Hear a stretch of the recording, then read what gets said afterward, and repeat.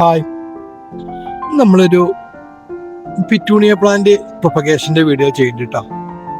നല്ല തിക്കായി നിൽക്കുന്ന നല്ലൊരു മദർ പ്ലാന്റ് ആണ്. അതിൽ നിറയെ ഫ്ലവർ വന്നിട്ടുണ്ട്. ഈ ഫ്ലവർ വന്നാൽ തന്നെ ഒരു ഏജ് ആയിട്ടാണ് ഫ്ലവർ വരിക എന്നാണ് ഇതിലെല്ലാവരും പറയുന്നത്.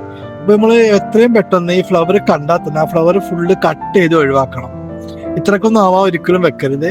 ആ ഫ്ലവർ കണ്ടാൽ തന്നെ അപ്പൊ തന്നെ കട്ട് ചെയ്ത് ഒഴിവാക്കുക.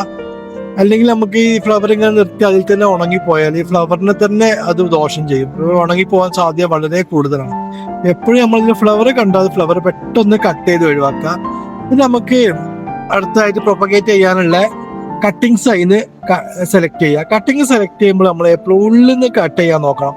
അതായത് പ്ലാന്റിന്റെ ഭംഗി കോട്ടം നല്ലാത്ത നിലയിൽ ഉള്ളിൽ നിന്ന് അതിന്റെ നല്ല പീസുകൾ നോക്കിയിട്ട് കട്ട് ചെയ്തെടുക്കുക.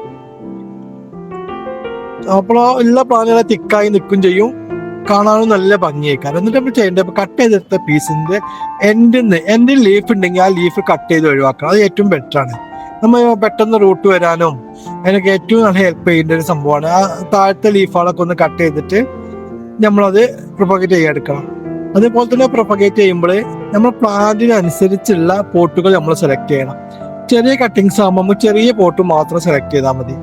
അതിലേക്ക് തന്നെ നമ്മൾ സാധാ മണ്ണും ഉമി മാത്രം മിക്സ് ചെയ്താൽ മതി. ഒരിക്കലും ഫെർട്ടിലൈസർ ആഡ് ചെയ്ത് ഇപ്പൊ ചാണകപ്പൊടിയോ ആട്ടിൻ കാഷ്ടോ അങ്ങനത്തെ ഒന്നും ആഡ് ചെയ്യേണ്ട ആവശ്യമില്ല.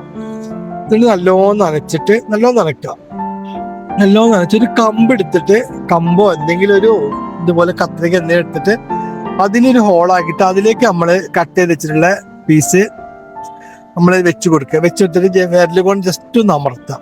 നേരിട്ട് ഒരിക്കലും നമ്മൾ ഏതൊരു പ്ലാന്റും നമ്മളെ പോട്ടിലേക്ക് കുത്തി അമർത്തരുത്.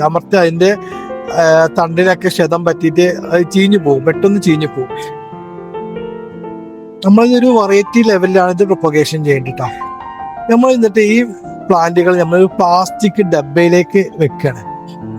നല്ലൊരു ഇതുപോലത്തെ ഒരു ക്ലിയർ ആയിട്ടുള്ള ഒരു പ്ലാസ്റ്റിക്കിന്റെ ഡബ്ബയാണ്. നമ്മൾ ഇതിലേക്കാണ് ഇത് ഇറക്കി വെക്കേണ്ടത്. ഇത് ഇറക്കി വെച്ചിട്ട് നമ്മളിത് ക്ലോസ് ചെയ്യും. ക്ലോസ് ചെയ്യുന്ന മുന്നേ നമ്മളിതിന്റെ ഏറ്റവും ടോപ്പിലായിട്ട് 2 3 ഒരു 4 ഹോൾ ഇട്ട് കൊടുക്കുക. ആ ഹോൾ ഇട്ട് കൊടുത്താൽ ചെറിയൊരു എയറേഷനും കിട്ടിക്കോളും.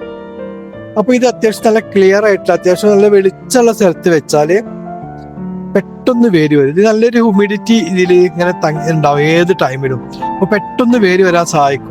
ഇത് നിങ്ങൾ എല്ലാവരും ചെയ്ത് നോക്കണം. ഭയങ്കര ഈസി ആണേനോ പെട്ടെന്ന് വരും ചെയ്യും. നമ്മൾ ഇങ്ങനെ ചെയ്യുമ്പോൾ നമ്മൾ പ്രൊപ്പഗേറ്റ് ചെയ്തിട്ടുള്ള ലീഫിന് യാതൊരു കംപ്ലൈന്റും പറ്റില്ല. എല്ലാവരും ഒന്ന് ചെയ്ത് നോക്കൂട്ടോ.